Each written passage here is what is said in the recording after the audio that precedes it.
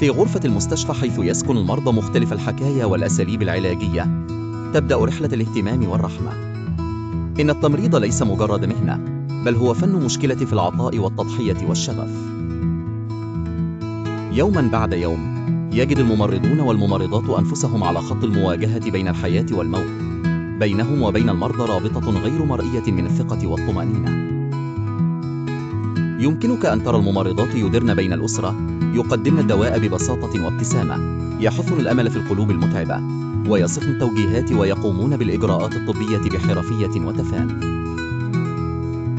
إنهم يمتلكون القدرة على تبديد الخوف وبث الراحة. الدور الذي يلعبونه لا يقتصر على الجانب الطبي، بل يمتد إلى الجانب الإنساني والاجتماعي.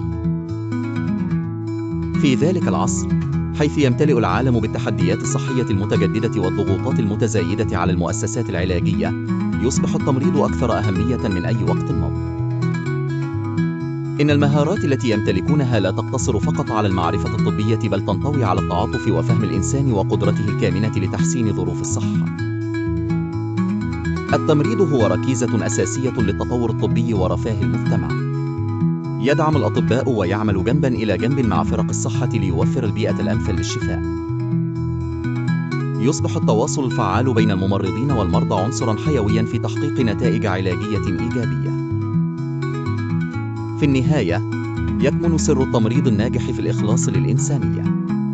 إنها مهنة تتطلب قلباً رحيماً وعقلاً متفتحاً وأيدياً مستعدة للمساعدة في أي وقت. إنهم الجنود المجهولون في ساحات الصحة، الذين لا يعرف التقدير حدوداً لإسهاماتهم القيمة.